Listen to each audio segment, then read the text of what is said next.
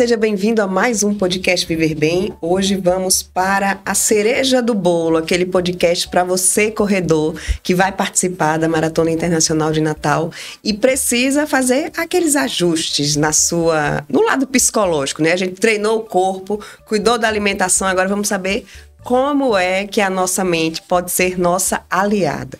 O que fazer para que essa mente não seja sua inimiga no dia da prova, para que você consiga atingir a sua meta, para que você não quebre na hora da prova, ou até mesmo para que aconteça alguma coisa antes que você nem participe da prova. Então fica com a gente, porque nós estamos recebendo 2 convidados muito especiais que entendem bastante desse assunto e os 2 vão trazer orientações muito importantes para que você consiga se dar bem nessa Maratona Internacional do Natal que está chegando, dia 19 de maio, e a gente está aqui para lhe trazer ferramentas para te ajudar. Então, seja bem-vindo, Emerson Soares, psicólogo do esporte, e aqui, Jenny Barilhas. Barilhas ou Barilha? Barilhas. É porque ela não é brasileira. É de onde, Jenny? Venezuela. Da Venezuela. Várias maratonas no currículo, ultramaratona, prova de 24 horas, 12 horas. Então, assim, vai falar com propriedade também desse lado emocional. Emerson, vou começar falando com Jenny. Olha, falei com você, mas vou começar falando com ela. Vamos lá. Como atleta, né? Eu sei que você se dedica muito para dar conta desses desafios todos. Prova até de 80 quilômetros, gente, ela já participou. Qual a importância dessa preparação psicológica, dessa preparação mental? A mente pode prejudicar? Prejudica, sim, muito facilmente.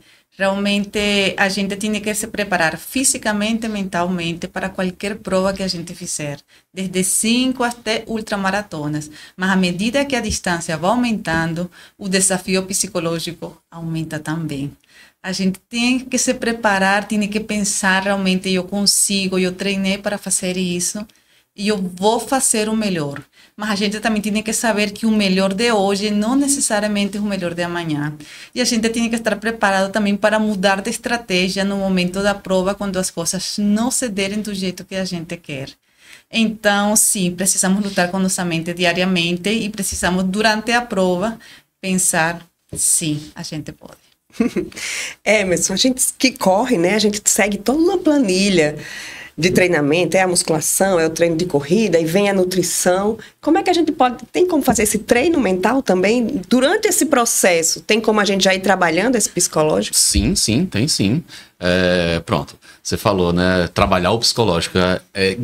Essa é a grande sacada, né? Porque assim, como a Jenny já mencionou, uma maratona é uma briga constante, né, contra você mesma. Então, sempre vai aparecer o pensamento que a gente fala, o pensamento sabotador. Né? De dizer assim, pare, pelo amor de Deus, descanse. O que é que eu estou fazendo aqui? Né? E aí a gente vai trabalhar exatamente isso, estabelecimento de metas, né? Trabalhar a ansiedade, trabalhar eu posso ir mais além. Eu sempre trabalho com meus atletas algumas dinâmicas, algumas coisas que mostrando para os meus atletas, você pode ir muito mais do que você imagina. Tá? Então, tem todo esse trabalho. E aí, como eu tinha mencionado antes, o trabalho de psicologia do esporte é semanal. Então, toda semana eu encontro com o meu atleta, né? Levando em consideração exatamente preparação. Né? Quando você vai no nutricionista, você não tem uma frequência? Tem. Quando você vai no educador físico, no fisioterapeuta, não tem uma frequência? E é mais de uma vez por semana, viu? E aí, então, por que não fazer uma preparação psicológica também? Né? Infelizmente, o Brasil ainda tem essa resistência, né? E quando a gente fala do Nordeste, ainda mais. E Natal, né? Infelizmente, a gente tem essa resistência ainda. Mas o trabalho do psicólogo do esporte é semanal com os atletas, né? E aí eu sempre falo isso. A inserção do psicólogo, muitas vezes em comissões técnicas, é extremamente necessário. Não tem como a gente fazer um trabalho de prevenção, de cuidado, de manutenção, se tiver faltando, sei lá, uma semana para uma competição, uma semana para uma prova importante. Não vou ter como fazer muita coisa ali. Vou falar alguma coisa para o meu atleta, mas o importante mesmo, o essencial, né, é exatamente a preparação psicológica desde o início do ciclo. Exatamente. Então, se você está planejando uma corrida que vai ser lá no final do ano, a gente tem que começar agora.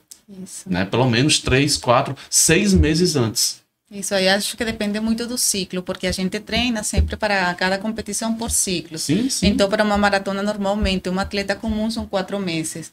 Aí, de fato, como a gente tem um incremento semanal da distância que a gente precisa fazer, aí, se você não tem esse acompanhamento, não tem alguma força psicológica, é muito fácil desistir.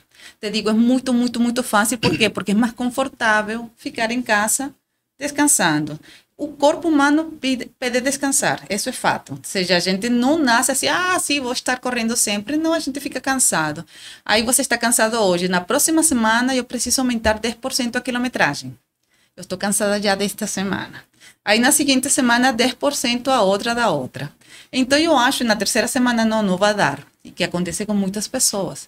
Aí chegam lá ou ficam frustradas porque não conseguiram e achou que acabou. Não, calma, volta um passo atrás e vai novamente para frente. Então quando realmente a pessoa não está preparada na cabeça, desiste rapidamente, não continua e diz, não consigo fazer. Aí a gente não tem aquele psicólogo de fato, a gente não costuma, o corredor de rua, a ir, porque a maioria das assessorias, equipes, só tem nutricionista ou fisioterapeuta. Isso é praxe, isso é normal, né? Entre a gente e o educador físico. Mas você não encontra um psicólogo. Você encontra psicólogo somente nas equipes de atletismo, que são de atletismo mesmo. Aí você pode encontrar um que outro. Então, os atletas de rua, o do dia a dia, aparece o quê? Luta contra você ou com um amigo. Aí chega um amigo, me diga, você fez o quê para fazer isso? Não, eu fiz tal coisa. Não, eu meditei, porque é o que sempre fala. Não, eu recei. Não, eu orei. Aí todo mundo dá dica do que funcionou para si, certo? Mas não aplica técnicas, não aplica realmente objetivos que são necessários. Vai no que a gente acha, no coração. E aí? Eu ouço isso, meu Deus! Né? Porque geralmente é assim, né? O atleta, ele vai procurar... Existe a resistência da psicologia ainda, né? Eu ainda ouço a psicóloga é coisa de doido, ainda ouço, por incrível que pareça, né? Sim. Então, assim, o atleta, ele vai... eu vou procurar meu pastor, eu vou procurar a igreja, eu vou procurar qualquer outra coisa para depois procurar o psicólogo. Isso. Né? E aí... você falando aqui, eu pensando, exatamente. E aí, pronto, estabelecimento de metas. E muitas vezes o atleta ele tem que adaptar, né, principalmente uma prova grande assim, adaptar a meta durante a prova. Né? E aí, quando você estava falando assim, eu tenho que aumentar, né, 10%, eu nunca trabalhei com um atleta de corrida, mas você estava falando, eu estava pensando, eu trabalhei muito tempo com atleta de natação. Né? E muitas vezes a gente adaptava. Eu tive um atleta que a gente teve que seria um estabelecimento de metas, certo? E aí parece besteira, né? Mas em uma semana ela treinava 4 vezes né, durante a semana e tal. Em uma semana ela tinha que baixar 1 segundo do tempo dela, né? Isso. E aí durante o treino eu disse, olha, segunda-feira você vai treinar, certo? E eu quero que você baixe 1/4 de 1 segundo, né? Ela foi e bateu. Quando foi durante a semana, ela conseguiu bater, né, aquele 1 segundo. Quando ela chegou para mim na outra semana, eu disse, e aí, como é que você está se sentindo? Ela disse, ótima, porque agora eu sei que próxima semana eu vou tentar de novo e eu vou conseguir. Então, isso já me dá uma estratégia para dizer assim, beleza, a autoestima daquela atleta, né, vai fazer com que ela volte aos treinos na próxima semana. Isso. Né? Porque, eu consegui fazer. Né? Se eu estabelecer uma meta muito alta, não, eu quero que você baixe 5 segundos no teu tempo. Quando passar a primeira semana que ela vi que ela não conseguir, a possibilidade dela desistir é muito alta. É isso? Então, a gente vai adaptando, né, as metas, né, trabalhando com o atleta exatamente para fazer com que ele se sinta cada vez melhor em estar treinando. Sim. Por isso essa importância de estar junto, né, em todo o processo. Sim, sim. Aí, pronto. Como eu te falei, o acompanhamento é semanal. Né?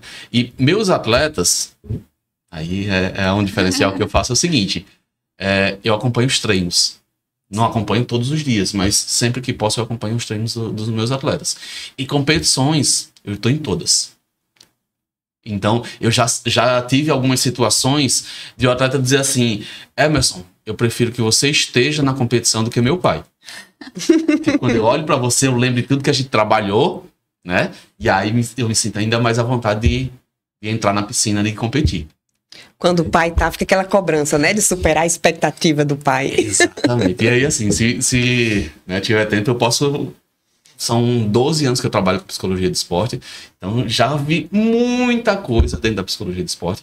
E eu gosto muito de acompanhar atletas jovens, né, em formação, principalmente hoje aqui em Natal, né, por causa dos Gernes. Então, eu tenho muitos atletas, né, que disputam Gernes, então eu já vi absurdos que o atleta, normalmente ele já se cobra muito, né? É uma cobrança normal, vamos dizer assim, né? Normal do atleta. E aí, quando a gente tem a cobrança do atleta e ainda tem uma cobrança externa, principalmente vindo dos pais, né? É uma cobrança ainda maior. E daria um outro podcast aqui, acompanhar os jogos de futebol das crianças. Gente, os pais, o que é aquilo? É tanta cobrança, parece que eles estão ali numa Copa do Mundo e é uma cobrança muito grande. E você vê pai gritando com o filho, você vai, não sei o quê, tarará. Isso termina atrapalhando. Sim, sim. Tá, eu vou só, né, demonstrar uma situação que eu passei com um atleta de natação, certo? Era a primeira competição oficial da atleta de natação. E aí, assim, primeira competição. Eu já tava com expectativa lá em cima, ansiedade, aquela coisa toda e tal. E na primeira prova que ela foi disputar, ela ficou em terceiro lugar, né? E aí ela sai daquele local ali, vai receber a medalha e o pai na arquibancada, né? E aí ela tira a medalha e vai entregar pro pai. Primeira competição, terceiro lugar, massa, né? Porque não chegou a primeira. Não, o pai olhou, pegou o atleta e fez, se eu soubesse que é pra isso, eu não tinha nem vindo. Meu Deus. Qual a possibilidade desse atleta voltar para as piscinas? Mas isso é em geral, sabe? Eu acho que, novamente, como atleta de rua, eu vejo e acompanho muitos familiares, acompanho muitas coisas. E os familiares em si fazem muito isso. O atleta, o corredor de rua, encontra isso em todo canto. Você já chega, mostra sua medalha muito orgulhoso. Você ganhou? Calma. E você fez isso? Você chegou só ao terceiro lugar? Você não sei o quê. Então, já a cobrança mesmo vem de pessoas externas, sabe? Então, isso faz com que as pessoas se consigam desistir ou não queiram falar do que estão fazendo ou simplesmente digam, não, vou dar um trotinho lá, vou fazer alguma coisa. Aí, realmente, aquela expectativa que você tem de mostrar um logro seu, algo que você conseguiu concluir com esforço, com tempo, dedicação e dinheiro que você gasta, porque você faz tudo isso, e tudo isso é um investimento. Isso tem um custo, exatamente. Então chega assim, olha, cheguei aqui, olha a minha medalha, você ganhou? Não, por que você não chegou? Não sei. Tá, parabéns. Agora sim, o interessante é que, por exemplo, na maratona são 5.000 atletas, mas aqueles que vão disputar pódio, se você somar, são 100, 100 ainda é muito, né? Não chega a 100. Não chega. Então, todo mundo tá ali para vencer você mesmo, vencer o tempo da prova passada, né? Vencer aquela meta que você, atingir aquela meta que você se propôs. Qual a orientação para esses atletas que estão ali lutando, não querem pódio, não é primeiro, não é segundo, não é terceiro. 95% dos atletas que estão nessas provas somente vão para satisfação própria, de fato. Eles não vão para pódio, não. São poucos que vão para pódio. Então, realmente, sim, isso seria interessante. O que você recomendaria? Como a gente fala. Para esses 15 dias que antecedem a... É uma briga contra você mesmo, né? Então, assim, primeiro ponto é isso. Segundo ponto é o seguinte, eu sempre falo com meus atletas, quer se comparar? Se compara a você mesmo. O tempo que você está fazendo hoje é o mesmo tempo que você fazia há 2 meses atrás? Provavelmente não. Né?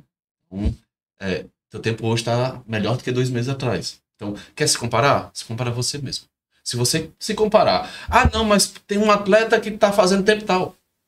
Isso vai te deixar mais tensa, mais ansiosa. Né? Então, quer fazer comparação? Se compara a você mesmo. Então, estabeleça metas, né? E faça comparação de como você estava e como você está hoje. Eu ainda vou recomendar uma coisa, já com experiência mesmo de tantas corridas que eu fiz. Eu acho que as pessoas se cobram muito com a gente mesmo de ontem. Mas a gente de ontem não é o mesmo de hoje e não será o mesmo de amanhã. Então, eu acho que tem que fazer o melhor do dia, sabe? Não necessariamente o melhor de ontem, não. Então, porque tem dias, e a gente inclusive às vezes as mulheres, pior, né? A gente passa por muitos problemas hormonais, né? Do próprio ciclo de coisas. E às vezes a gente quer se comparar com o tempo que eu fiz ontem. Mas hoje estou com dor de cabeça, hoje estive cuidando das crianças, hoje estava dando aulas. Então, amanhã talvez não aconteça. Então, eu digo para vocês e digo para todo mundo, não se cobre tanto assim, não. Saia, faça a sua prova, dê o melhor de si, mas do dia. Não se cobre com o de ontem, não se comparem com você de ontem, se comparem com você de hoje. E faça o melhor de hoje, que o melhor de hoje vai ser assim, o melhor de amanhã vai ser assim, o de depois de amanhã vai ser assim, e cada melhor do dia vai ser diferente. E para todos os atletas, esses que a gente vai porque queremos, porque gostamos, o importante é isso, sabe? Completar, ficar satisfeito, concluir a prova, pegar a medalha e gritar, inclui pegar a medalha e a banana, porque tem vários vídeos agora no Instagram mostrando, você corre por uma medalha e uma banana? E a banana. Sim! E várias outras coisas que estão aí representadas por essa medalha e essa banana, né? Eu lembro uma vez, quando eu estava treinando para meia maratona, ia para meia maratona do Rio. E eu treinei, e a minha meta era fazer em 2h06, ou era 2h03. Só sei que terminou a prova e eu tinha ficado 48 segundos sem bater a meta. Eu fiquei muito triste, eu disse, não acredito que eu não bati a meta. Quando eu fui olhar o tempo do ano passado, eu fui 43 minutos mais rápida que o ano passado. E naquela hora eu disse assim, não, Juliana, olhe para essa diferença, os 48 segundos não é nada, né? Então, assim, eu acho que a gente também focar no lado bom daquele dia faz diferença, né? Faz a diferença. E lhe motiva a treinar para as próximas. E ainda também saber mudar de plano e de estratégia. De fato, ele falou isso, uma coisa muito importante, né? Ele estava conversando no início, né? Que às vezes a gente tem planos que não consegue atingir no início. Já aconteceu comigo, eu já saí a correr 24 horas e eu estava pensando, porque também divido realmente minhas provas por etapas, né? Então, nas primeiras 6 horas eu pensava fazer, por exemplo, 60 quilômetros, certo? Então, beleza, 10 quilômetros por hora, era a minha meta. Não consegui, fiz 55. Tá bom. Recalculando, e você faz todas as contas, agora vou fazer tanto. E chega um instante que quando você chega, de fato, meia-noite, repara que não consigo atingir minha expectativa original. Mudas e recalculas tudo novamente. Mas é muito difícil, de fato, terminar uma prova e eu me senti frustrada. Por quê? Porque eu sei que eu consegui fazer o melhor. E tem provas, de fato, que eu consegui fazer muito boas provas, e outras que também não foram tão boas, inclusive na própria maratona. Na própria maratona de Natal, eu corri no ano passado. Então, que fizemos um percurso novo, inédito, né, daquele teste. E quando fizemos esse percurso, meu tempo não foi um tempo bom, foi um tempo muito ruim. Mas eu tinha corrido uma semana antes, 24 horas. Então, você pode imaginar minha alegria por ter conseguido. Eu estou imaginando 2 situações. 24 horas correndo. Como é que você consegue parar, calcular, planejar? Porque eu não ia conseguir fazer nada. E depois das 24 horas, eu acho que eu ia querer 24 meses de descanso para poder voltar a treinar. Aqui no braço. Aí vou anotando. 6 horas, tantos. 12 horas, tanto. Aí quando não dá, eu vou diminuindo os tempos, mas eu deixo tudo anotado no braço aqui no outro. Planejar essa prova, assim, planejar o desafio. Por exemplo, a maratona, né? Jane vai fazer os 42, eu vou fazer os 5. Mas para mim é um desafio, porque desde a pandemia eu não estava mais correndo. Então, eles me convidaram para voltar aos treinos, a treinar, né? Para voltar nos 5 quilômetros, que é o primeiro, na primeira prova, né? Que eu fiz lá em 2009, que eu achava que era impossível. E hoje, na reta final, adoeci, 20 dias sem treinar, e agora, como é que vai ser? Fui treinar hoje, eu disse, eu não vou conseguir. Só que faltam 15 dias. 5 quilômetros é um treino que você faz tranquilo, né? Eu disse assim, não, Juliana, quantos 5 quilômetros você já fez na vida? Mesmo sem treinar, então vá para fazer o que der, né? Não tem cobrança, não tem tempo, é só ir e fazer, né? E colocar a medalha, pegar a bananinha, o kit, né? Do final. Mas assim, qual a estratégia pra gente, pra essa reta final?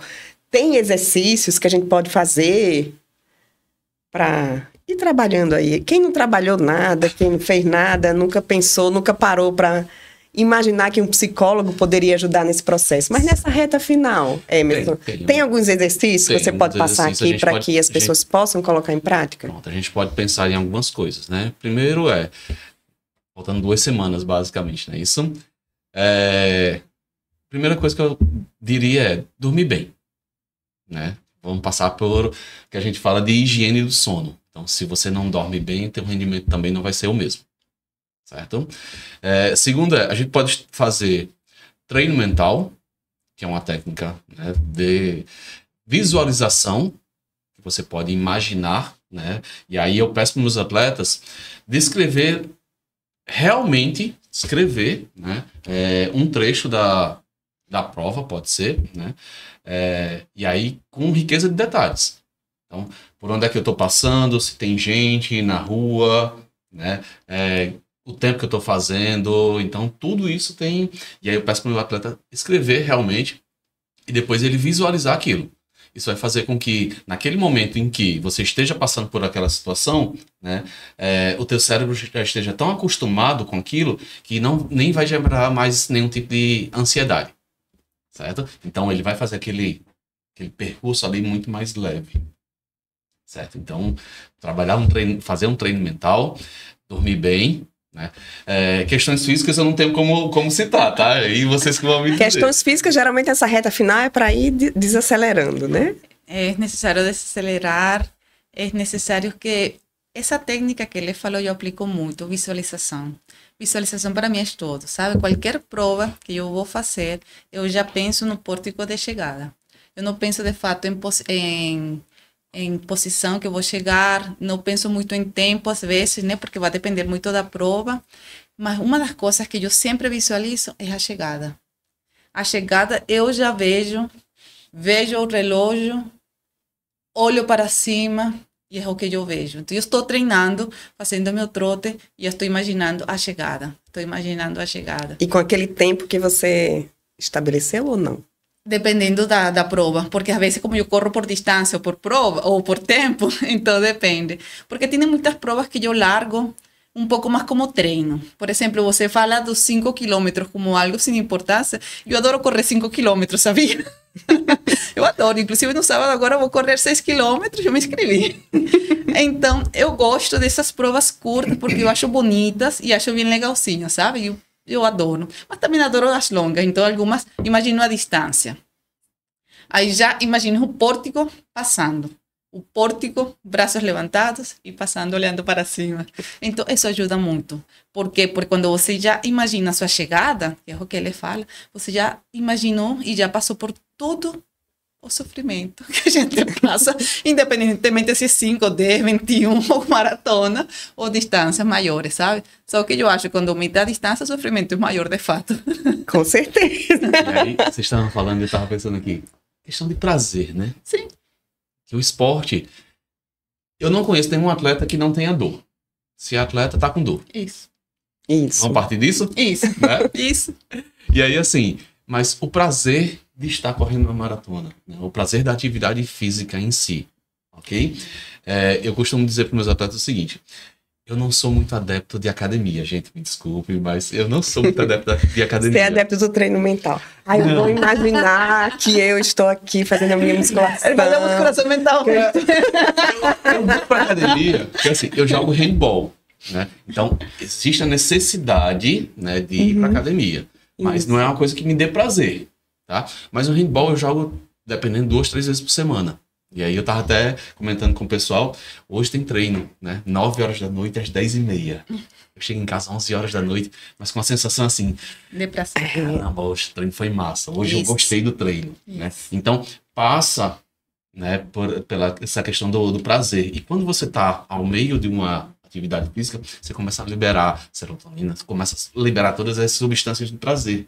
né? Então, a atividade física tem que ser prazerosa. Sim. Não adianta nada você se forçar. Ah, eu tenho que fazer isso. Não, eu tô fazendo porque eu me sinto bem ao fazer isso. Né? São expectativas totalmente diferentes. São metas, estabelecimentos de metas totalmente diferentes. É verdade. E estava pensando agora também no teu caso, que você falou que estava muito tempo parada, que começou, né? E está ainda um pouco com medo, porque eu acho que o que você está agora é com medo, mas é normal.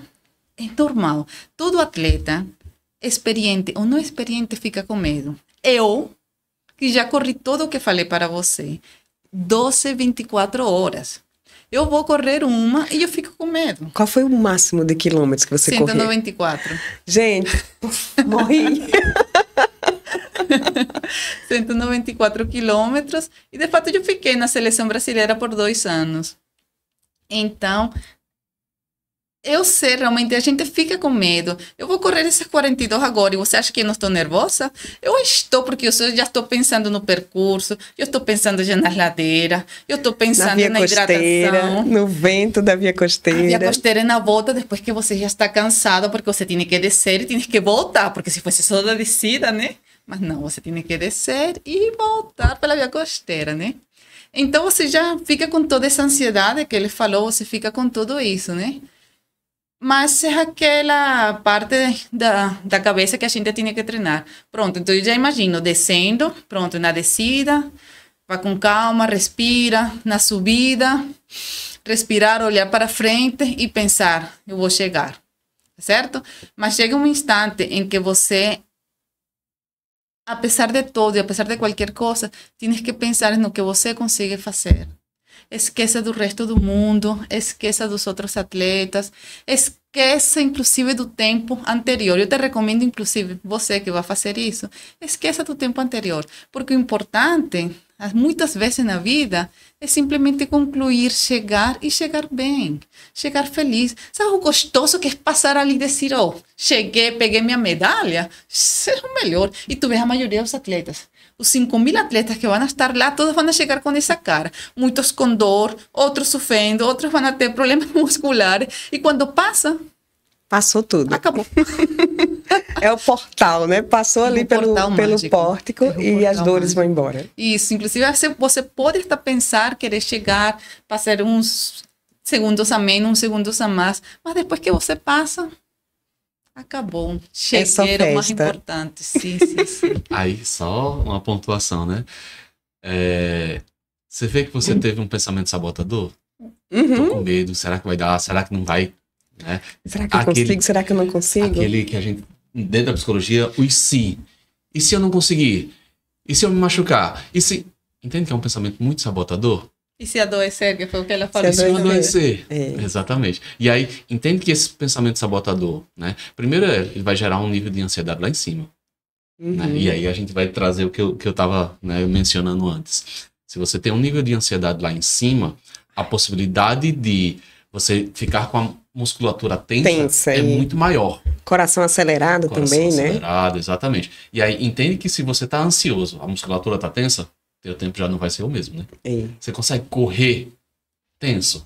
Não consegue. E aí, até consegue, mas vai travado. Mas e a possibilidade de machucar ainda maior, né? E vai ficar mais dolorido depois também, porque isso, a gente corre assim todo tenso, depois tu terminas com uma dor que antes não tinha. E tu diz, mas o que aconteceu hoje? Aí porque você correu todo contraído. Exatamente. E aí, se você for ver, partiu de um pensamento disfuncional. Que aí gerou uma ansiedade que gerou um comportamento, né? Comportamento fisiológico, tensão muscular. Né? E aí, consequentemente, teu tempo não vai ser o mesmo. Você vai ficar frustrada, a possibilidade de você, né, nem querer continuar mais, ou, tô correndo os 42, eu tô todo tenso. Vi que meu tempo lá em cima, vai passar o pensamento, não vou pra cá. Vou desistir. Vou pegar o Uber. Cadê o Uber? Teu corpo já tá assim, pare pelo amor de Deus. Aí você vê teu tempo tá lá em cima, você diz, esse daqui já foi, eu vou parar por aqui mesmo. É porque uma das coisas, de fato, quando a gente está correndo, é isso que ele falou. A gente pensa sempre em desistir. Me desculpem os atletas, mas todos os atletas chegam um instante que a gente diz, quero desistir, porque chega no quilômetro 30, pelo amor de Deus, estou fazendo o que aqui? Quero parar. Quilômetro 34, e estou muito cansada, porque a gente fica cansado, fica com dor, sim. E fica nesse instante, você quer desistir. Por quê? Porque a gente gosta da zona de conforto. Mas a zona de conforto é tão gostosa, por que sair dela? Nesse momento, o que é que a gente pode fazer? Nesse momento que o corpo está dizendo assim, não, para. Eu vou dar uma dica, tá? Nosso corpo, né, nosso cérebro, ele entende que você, nessa situação, corpo do dolorido, né? Todo esse movimento, o teu cérebro vai a todo momento mandar mensagem para você desistir. Isso. É normal que isso aconteça, tá bom? Mas por quê? Exatamente porque seu corpo está entendendo, seu cérebro está entendendo que você está em risco, ok? E quando o cérebro entende isso, entenda o seguinte, quando você achar que você deu 100%, né, da tua questão física, entenda que existe ainda mais 30% para dar. Porque esses 30% é tipo como uma reserva. A reserva. O combustível é reserva. Exatamente. É como se você tivesse... Teu carrinho lá entrou na reserva. Você continua. Ele ainda chega no posto. Dá para chegar no posto ainda. Tá bom? Mas entenda que teu cérebro está mandando mensagem para você dizendo assim, olha, a gente está em perigo. Certo? E aí você vai ter que ressignificar. Eu entendo, tá? Que meu cérebro está mandando isso, mas eu ainda tenho uma reserva de 30%. Isso vai fazer com que você dê um reset e dizer assim, beleza, para que eu consigo continuar, consigo concluir, né, o que eu estabeleci lá atrás. Eu lembro, nessa meia que eu fiz o meu tempo mais rápido, aí eu já ficava pensando, ai meu Deus, a subida na Niemeyer, aí quando chega ali eu quebro sempre ali. Aí um amigo meu falou assim, Juliana, o cérebro é a coisa mais fácil de enganar. Você, quando chegar na subida, não olhe para cima, olhe 45 graus à frente, que você só vai ver a rua, incline seu corpo e imagine que você está descendo. Gente, foi um presente que ele me deu, que realmente, até hoje, quando eu estou numa subida, eu não olho para a subida, eu olho aqui, ó, como se eu estivesse descendo. E eu digo assim, não, é uma descida. E vai. Funciona isso mesmo? Tem isso? Tem um livrozinho que o nome do livro chama-se A Mente Mente. Isso. Você se tem que enganar a você mesmo que a sua mente vai acreditar. Mas muitas vezes você tem que enganar teu cérebro. E isso que você está fazendo é uma estratégia muito válida, né? Tá valendo para você? Tá. Então, entende, teu cérebro tá mandando mensagem e você tá enganando o teu cérebro ao mesmo tempo. E aí é muito válido para você realmente conseguir, porque senão você vai olhar para cima e vai vir todos os pensamentos sabotadores. Uhum. Entendeu? E aí você acabou criando estratégia. E não olha para a ladeira no final, né? Você vê aquele final ali, é igual numa maratona, que você não vai pensar no percurso inteiro, né? Você vai ali... É justamente o que ele falou. A gente divide por etapas. Quando você corre corridas, distâncias longas, você nunca pensa em 42. Você pensa 5 quilômetros, 5 quilômetros. Ele falou 1 quilômetro, eu falei 1 quilômetro é muito pouco para a gente dividir, né? Mas a gente divide. Eu divido em 5 quilômetros. Então, eu vou 5 quilômetros. 5 quilômetros. 10 quilômetros. Eu nunca penso, faltam 35 quilômetros. De jeito nenhum eu penso isso na minha vida. Já foram 5, já foram 10. 5. Pronto, é isso que eu ia dizer. Entende que você está enganando teu cérebro? Né? Teu cérebro vai entender exatamente. Pô, são 42. Corri 5. Pô, ainda falta... Isso. Em vez de você fazer isso, você dizer assim, já foram 5. É uma ressignificação. Pensamentos pra gente botar na nossa cabeça aí, nessa semaninha final. Ok. Eu quero, eu posso, eu consigo. É um mantra que, né, eu passo para meus atletas. Né? Eu quero, eu posso, eu consigo. Ficar repetindo isso. Tá? O outro que eu gosto muito é prepare-se para o pior. Não, espere o melhor, prepare-se para o pior e receba o que vier. Perfeito. Mudança de estratégia. Isso eu chamaria como mudança de estratégia. Eu já penso em uma coisa. Não deu certo, mudo o plano B. Não deu certo, vou para o plano C. Ressignificar. É o que ele falou. Gostei, inclusive. Eu vou anotar dessa forma, porque eu vejo plano A, plano B e plano C. Mas ficou mais bonitinho. Olha o que aconteceu comigo essa semana. Eu estava doente, né? E eu tinha me inscrito, eu faço natação também. E ia participar da minha primeira prova de aquátlon. Esse final de semana, domingo, ontem, né? Hoje, porque você não vai entender nada o dia que vocês vão assistir o podcast, né? Foi ontem. E eu adoeci, então eu não treinei. E disse assim, não vou pra prova. Aí fui ao médico e ele disse, não, se você tiver melhor, vá. Vê como é que você vai se sentir. Eu disse, tá bom. Aí eu ia nadar 1.000 metros e correr 4 quilômetros. E eu disse assim, não, eu vou nadar, o meu desafio vai ser ir. Então assim, só o fato de eu estar lá, eu já estou feliz. Se eu nadar 100 metros, beleza. Adivinha que eu nadei os 1.000, corri os 2, a primeira volta. Quando eu ia parar, eu disse, não, tá bom, já vim, já participei. Aí eu disse assim, você vai deixar de concluir o percurso que você tinha se proposto por causa de uma voltinha? Volte lá e pegue mais seus 2. E eu concluí o desafio que eu tinha me inscrito lá atrás, sem treinar. E qual a sensação ao concluir? Maravilhosa. Maravilhosa. Foi do jeito que eu queria? Não. Mas foi mais do que eu tinha pensado que eu ia fazer, por causa que eu estava doente. Então, assim... A gente se arrepende mais das coisas que não fez que das coisas que fez. Verdade. Então, a gente pode fazer... Eu sempre parto do princípio. Qualquer treino é melhor que nenhum treino. Eu prefiro 1000 vezes fazer um treino ruim a não treinar. E tem dias de fato, e tem corridas de fato que eu faço corridas ruins. Corridas ruins mesmo, que eu digo, pelo amor de Deus, estou fazendo o que aqui? Mas eu imagino a corrida ruim dela, eu queria a sua ruim pra mim. Diga aí uns 5 quilômetros ruim, Jenny. Uns 5 quilômetros ruim seu aí. Ixi, Maria, 23, 24. Ah, isso é um dia ruim, péssimo. Assim, né? Péssimo. Gente, eu quero. Me dá o seu ruim pra mim, que eu aceito. Aí, nesse dia, eu te digo sinceramente, eu acho muito legal realmente, porque eu quando termino, eu digo, pronto, terminei, deu para o que tinha que fazer. No ano passado, de fato, teve um instante que eu fiquei parada, eu fiquei uns 2 meses sem treinar, tinha terminado uma corrida de ultramaratona, me lesionei aqui na lateral, parei. Precisava parar, estava também com um ciclo muito cheio de corrida, sabe? Chega um instante que você diz, desisto de tudo. Aí... Isso também faz parte do treino. Aceitar de que algo aconteceu e que você precisa parar por um tempo para voltar lá na frente, né? Isso. Descanso também é treino, né? Descanso, mas nesse caso eu parei, precisei parar mesmo. E eu voltei sem treinar, aí chega no teu ponto, sem treinar mesmo, para uma corrida dos bancários também de Liz, que ela organizou, sabe? Aí organizou e eu estava inscrita já, porque eu me inscrevo normalmente quase que no ano todo, sabe? Desde o início, né? Para aproveitar um pouco os descontos, né? Aí eu estava inscrita e disse, vou participar, mas vou fazer o que nessa corrida? Que vergonha, mas eu vou. Porque eu parto do princípio que qualquer coisa é melhor que nada, sabe? Então vamos ver o que dá. Consegui uma boa colocação no tempo, foi maravilhoso? Não. Mas consegui fazer o que tinha que fazer da forma que podia fazer nesse instante. Não era meu melhor, mas... A lesão passou, consegui sobreviver, a dor não era tão intensa quanto estava anteriormente e o medo que eu tinha, consegui sobrelevar, apesar de toda a situação. Então, por isso eu acho muito importante a gente se superar, sabe? Independentemente dos fatores. E correr apesar, ou fazer qualquer tipo de atividade física, apesar do sentimento da gente, porque o sentimento engana. Ele não gosta de musculação, ele odeia musculação, mas ele sabe que tem que fazer, é necessário. Então você sabe, o fortalecimento é necessário, para a gente é necessário. Muitos atletas não gostam, mas são necessários. Então, às vezes, você tem que fazer qualquer coisa, um pouco por você, um pouco por ir em frente, e a corrida não deixa de ser diferente. Tem dias que você sai, eu quero correr, eu sou hoje a dona, mas tem dias que você, pelo amor de Deus, eu estou fazendo o que aqui? Mas eu vou de qualquer forma, sabe? Então, isso que você fez nesse A4, né? Foi essa forma.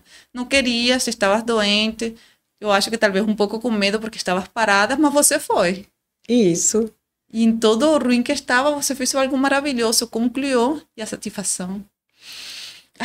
Hoje já acordei, já fui treinar, começar Posição a 1000. o treino da corrida. Uhum. E eu já botei assim, cheguei lá assim, já sei que eu vou conseguir. Você vê que é um pensamento totalmente distinto, diferente. Né? E Já sei que eu vou conseguir. Isso vai te dar mais motivação ainda de tentar, de continuar. Né? A possibilidade de você desistir é muito menor. Verdade, verdade. Agora, amanhã é a prova, amanhã é a maratona. Jane, qual o conselho que você dá para esses corredores, principalmente os que vão encarar aí os 42, nesse percurso que a própria prova já divulga, né? O percurso mais desafiador do Brasil. Uma coisa é você fazer 42 em Porto Alegre, tudo plano, no Rio, né? Mas é difícil, a gente treina aqui, a gente sabe que é difícil encarar aquela via costeira, já na reta final, metade da prova vocês vão ter que voltar ali.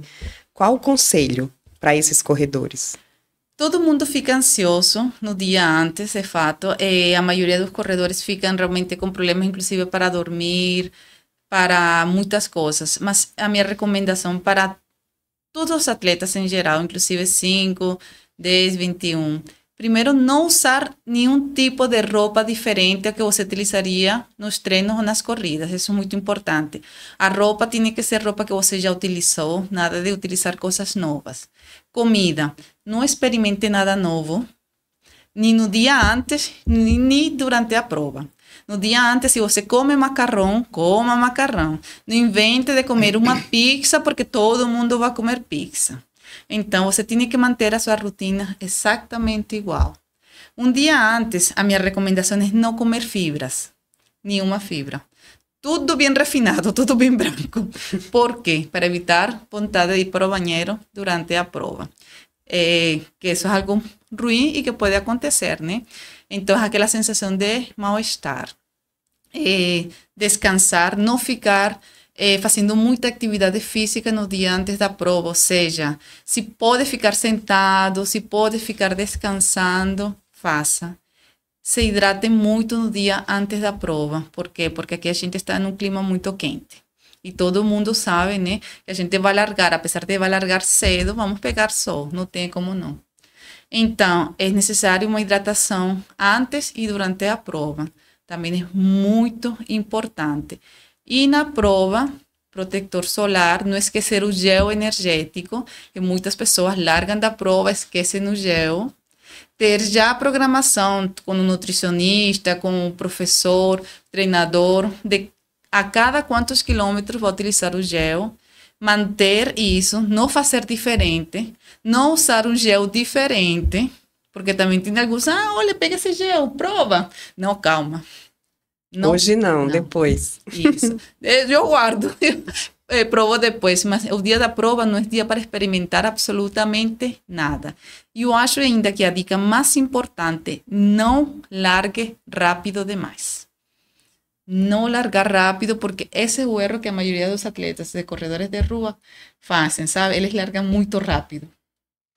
Geralmente tá ali naquele bolo, né? Exato. Se você larga mais na frente um pouquinho, vai largar do lado da elite. Por exemplo, eu vou largar do lado de Jenny, vou querer correr igual a ela? Não vou, gente. Mas você se sente assim, logo no início, né? Você quer, ai, que massa, tô lá. É porque, normalmente, você mesma falou agora há pouco, que nessas 2 semanas, todo mundo diminui a carga de treino.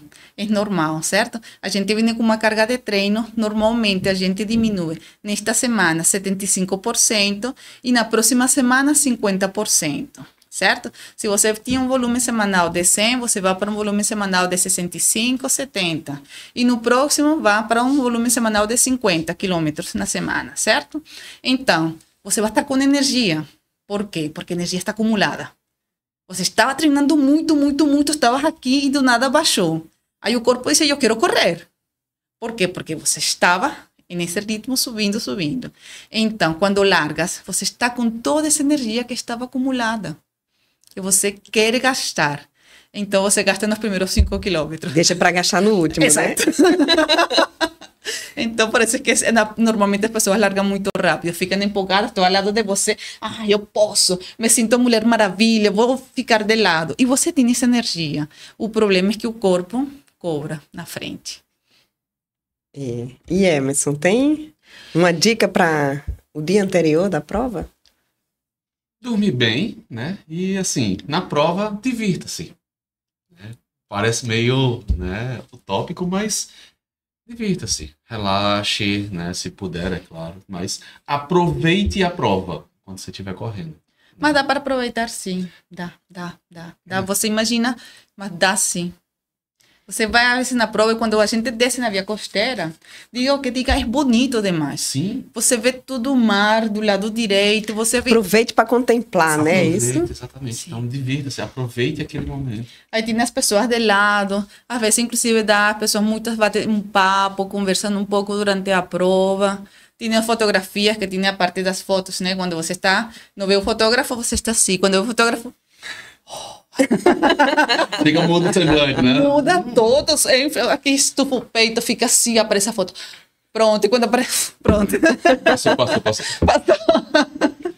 Então, sim, dá para se divertir nas provas, realmente. Tem algumas provas que são maravilhosas. E eu realmente, apesar de reclamar da via costeira, eu gosto de correr lá porque acho muito bonito, sabe? Muito, muito lindo. E sentir lá, sentir tudo. Todo mundo vem a tirar férias aqui, a gente tem o prazer de morar aqui, de estar aqui no dia a dia, maravilhoso. E assim, eu vejo muita gente viaja, né, para correr maratonas no mundo inteiro, e aqui não vai, porque tem medo do percurso. Tem medo do percurso. Por que isso, Jenny? Tem que correr aqui mesmo para bater no peito e dizer, eu sou maratonista de Natal. É porque a gente às vezes não cuida o que tem em casa. É basicamente a grama do vizinho sempre é mais verde, não é? Não? Então, quando a gente viaja, por exemplo, Porto Alegre, qual é a diferença de você correr em Porto Alegre e correr em Natal? Que em Porto Alegre eu vou lá, faço a melhor prova da minha vida, faço um tempo bom, porque o clima é bom, é friozinho, e realmente em corridas, quando o clima é mais frio, existe uma temperatura ótima, que você tem um maior desempenho, um ótimo desempenho, sabe? Então, essa temperatura, se a memória não me falha, está entre 12 graus e 18 graus. Então, se está entre 12 graus e 18 graus, você consegue correr ótimo. Por quê? Porque você se desidrata na medida certa. Enquanto a desidratação é menor, você consegue correr melhor. Certo? Aí quando chega aqui em Natal tem o sol, né? Começando por aí. Aí quando chega, você se desidrata mais. Você precisa de maior quantidade de água.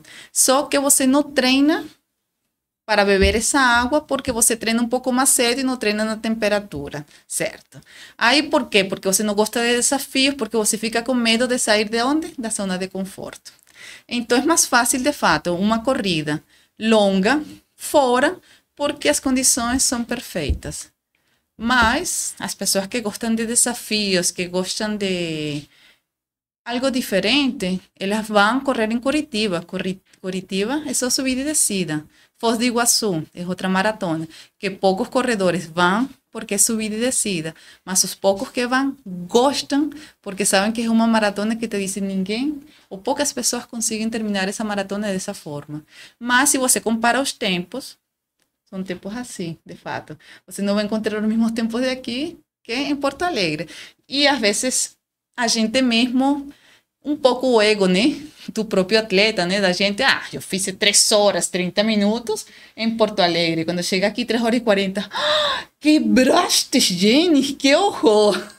Mas não, é porque a condição é diferente. É diferente. Então, a condição é diferente, as pessoas têm que saber isso. Todo mundo tem que entender, né? Os próprios atletas, os treinadores e tudo. E as pessoas que entendem, sabem, mas os que não entendem, não sabem. E às vezes eu acho que as pessoas não gostam de explicar, termina cansando, e por isso que eu acho que fogem um pouco de correr aqui. Mas eu conheço muitos aqui que vão a correr e estão todos felizes, empolgados de correr essa maratona. Eu achei fantástico, né? Quando eles lançaram isso, o percurso mais desafiador do Brasil. Né? É para instigar mesmo, é para ir, para você dizer que você é maratonista com M maiúsculo mesmo. É porque é diferente totalmente o percurso. Eu te digo, eu já corri em Porto Alegre, eu já fiz a de Rio de Janeiro, já peguei a de Imager, de fato, já subi. Eu fiz a de Floripa, as 2 de Floripa, já corri em Chile também, em João Pessoa também, sabe? Então eu fiz, de fato, todas essas corridas. E eu sei que elas são, sim, mais fáceis, entre aspas, certo? Entre aspas, por quê? Porque são 42 quilômetros, né? Então, nunca é muito fácil correr uma maratona.